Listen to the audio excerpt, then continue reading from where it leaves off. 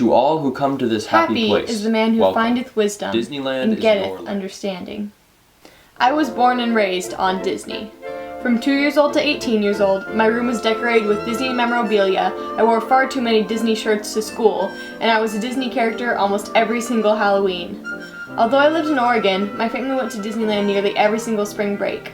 My dad was a little less than pleased, and probably a little concerned that I was so wrapped up in fantasy that I never asked to go anywhere but Disneyland for any vacation we ever took. Classmates told me I had my head in the clouds, and I couldn't deny that. I wanted to know that there was something more than homework, more than failed attempts at relationships, more than growing up and going day in and day out in a job that I hated. I longed for something more beautiful than what I saw in the real world.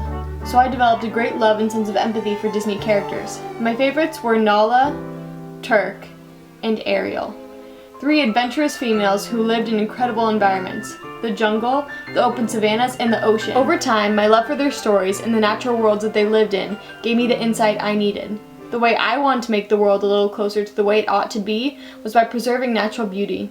This led me to environmental science. I studied and continue to study what makes the world tick and what forces it into an uncomfortable position where it can no longer provide for us, let alone the multitude of organisms that are bound to go before us.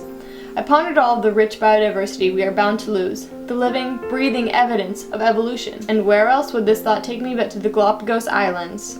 This was a journey that would change my life. Okay. I didn't travel on a boat with 78 men for 5 years in claustrophobic conditions, or make discoveries that will lead me to publishing a book that will change the world of science in 20 years, but I did learn that diversity on this planet is incredible. The ecosystems are undoubtedly most beautiful when they are allowed to shape themselves without the influence of human beings. And shockingly, I learned that I could enjoy other trips besides trips to Disneyland. Oh, and I also got very seasick. So here I am, left with a lot of questions, but knowing one thing for certain. We, like gorillas, like caterpillars, like Mickey Mouse himself, are subject to change over time, and we are not the sole center of the universe. In short, my life is dedicated to studying what is. I grew up in the deeply forested region of western Washington, surrounded by nature. Not unlike Charles Darwin's upbringing in the English countryside, much of my childhood was spent exploring the wilderness right in my backyard. This, along with the values of my mother, a forestry major in college, instilled in me a deep appreciation for nature and what is in the world, from a young age. With my curiosity piqued by the wonders of the natural world, the fantastical abilities of its creatures, and a childlike desire to possess such abilities myself, my restless mind inevitably developed a passion for superheroes and superhuman characters.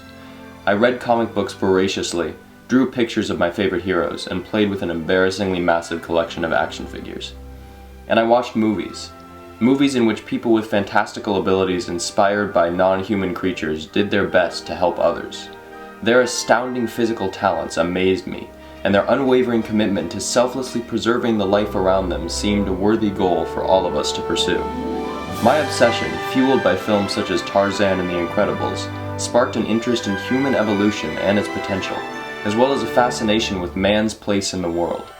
When I finally realized that becoming a superhero myself would be probably impossible, I turned my focus to creating stories of superhuman beings in the form of poems, screenplays, and short films made with friends.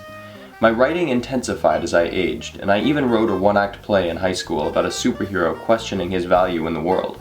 But it soon became clear to me, as it once did to a frustrated young animator in Kansas City, that pursuing a career in creating fantasy was my ultimate dream, and that California was the place to do it.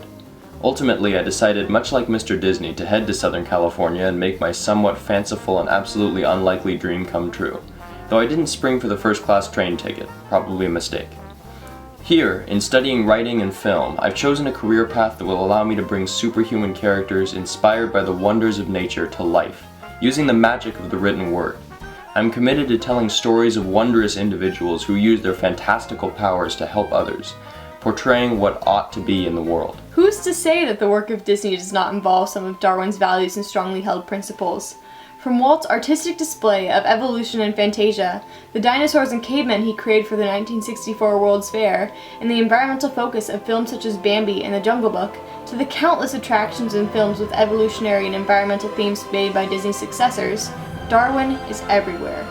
Who's to say that the work of Darwin does not influence individuals to strive for the ought in life, just as Disney always has? From the wonder that Charles himself experienced as a young boy collecting insect specimens along the rolling hills of the English countryside, and his passionate assertion in The Origin of Species that there is grandeur in the extraordinarily diverse forms of life which have developed through evolution, to the many individuals since who recognize this magic in nature and work to preserve it, Darwin's impact aligns with Walt Disney's goal to present the world as it ought to be.